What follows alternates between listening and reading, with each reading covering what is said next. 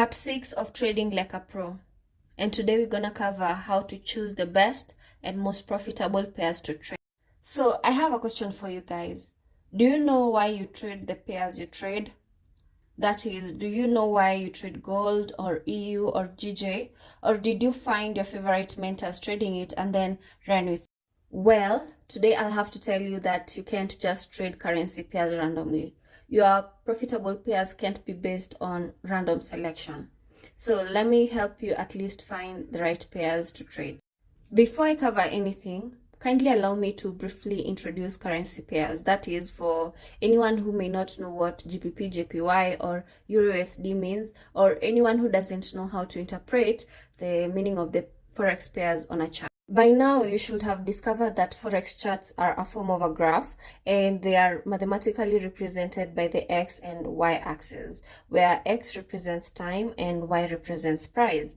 And this is how it looks like on TradingView and the other charting software, where I give an example of EURUSD. And down here, normally if you see on your TradingView, this is the x-axis, which shows time, and then this is the y-axis, which shows price. And basically what this chart means is it shows a measure of one currency against the other currency. And in general, this is what the forex market is, whereby forex, from the definition, is the foreign exchange. We exchange one currency to another. I hope it makes sense up to here.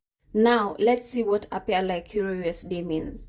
First, in forex, one currency is normally quoted in relation to another, as I had said here, and currency pairs are quoted in a specific order and named in a specific way. Normally, we start with the base currency and then the quote currency. With the example of EURUSD, the first currency in the quotation is the base currency, which in our case is euro, while the second currency is the quote currency, in our case, which is US. And the interpretation for this is, to buy €1, I'll have to pay in the current market rate like $1.07080. If we just round off, it will be like 1.07 cents. So note that we are buying euro and selling dollars. And to put it in simpler terms, like in the layman's language, this would mean that to buy €1, I'll have to pay 1.07 cents dollars, or I'll have to sell 1.07 cents dollars. Let me give another example, and this time we'll use USD JPY. And in this case, USD is the base currency and JPY is the quote currency.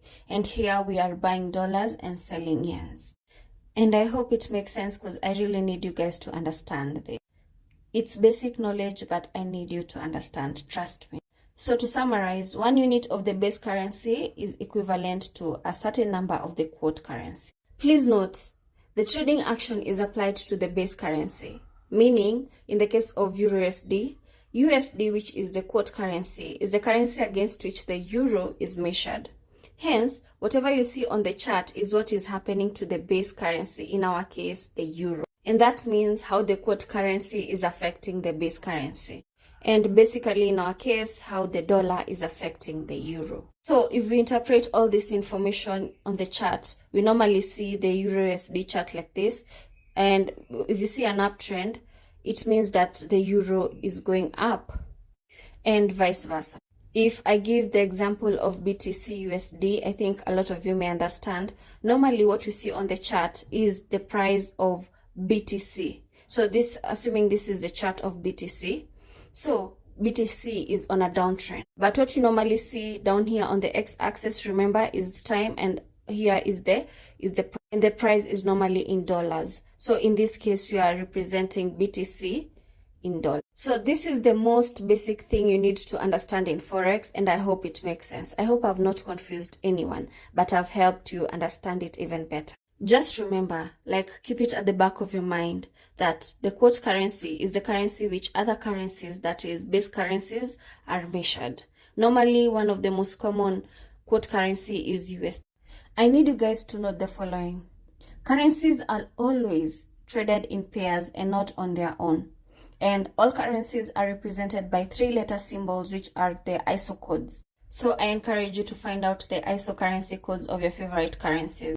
Here are some examples. You have the EUR standing for the euro, KES standing for Kenya shilling, representing my homeland, JPY standing for Japanese yen, and BTC. It's not a currency representing a country, but it's crypto, which is good, and BTC stands for Bitcoin. So now that you've understood everything, our job as traders is to trade the exchange rate fluctuations of the forex market, and that's how we make our money as traders. So we focus on that. Now, there are over 100 forex currency pairs cumulatively in the market, and of course you can't trade all of them.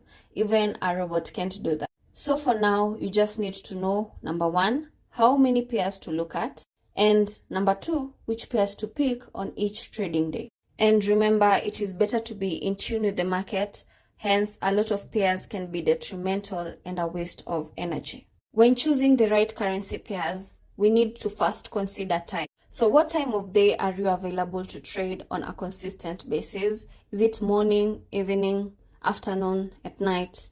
Basically, when are you free to trade? Once you know the time, you need to decide the session accordingly. And in the forex market, we have 4 sessions, but the 3 main sessions are London, New York, and Tokyo. So now pick pairs that are volatile and active during this time / these sessions, and all these pairs must have high volume during these sessions. To give you some examples, Euro USD and GBP USD are perfect for New York and London sessions. GBP JPY is perfect for Tokyo and London session, and gold, US 30, Nasdaq are perfect for New York session. The next thing that I need you to consider is fundamental or news days. And in my point of view, you need to have at least one non-dollar pair. Considering that major news can greatly affect the dollar, some traders who avoid news can look at non-dollar pairs which don't have news on that day. But not all pairs are affected by major news, so mark your calendars correctly. And the website for that is Forex Factory. The next thing that I need you to consider is that the pair must fit well with your strategy. And the simple reason for this is that it won't be a headache if it respects TA. And basically, a pair that respects your technical analysis is best to trade. Here I've given an example of one of my favorite pairs to trade, which is BTC. And here I like to use a combination of swing failure patterns plus key levels and reversal patterns. Normally I find BTC respecting such a TA very, very well. And it has a high win rate, so I like to choose it for that. Okay, the next thing to consider is backtested pair. So you need to use historical data to find the number of trades the pair can give you on a particular setup. That is, some traders want at least 5 setups a week, others like 10 setups a month. So the thing that will help you find out which pair to pick is if you backtest different pairs and find which one gives you the best trades. The last factor that I need you to consider is correlations. This is because during news, some pairs move in a similar direction. You can find those pairs and then capitalize on them. Remember, you can't apply random selection in choosing the pairs to trade. You have to study each pair, and the ones you pick must be easier for you to trade than the rest. Always work smart, not hard. The easier, the better. And again, you have a lot to do, so let's simplify work.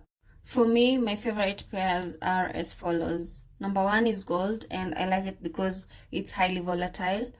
The second one is BTC USD, and I like also to add ETH USD because they are crypto. I love crypto, and the second reason is they're correlated. Number 3 is Euro USD and GBP USD because they are USD pairs and also they are correlated. Number 4, I love GBP JPY because it's a non-USD pair. And lastly, I love the ES. So those are my main pairs or my core pairs. So you also need yours. So find yours for your own. Don't follow mine. Find yours. And on top of your main pairs, you can have others. But don't have more than 10 pairs and have at least 3 pairs, because an element of diversification is always good. But again, trading is personal, so you'll need to find out what works best for you. And another thing, always remember to be humble. If you see your friend trading a pair you don't trade, kindly don't bash them. Don't tell them they'll fail or they're making a mistake. Please be humble, okay? I'll keep reminding you that. That's it. Hope this was very helpful for you. Follow for more.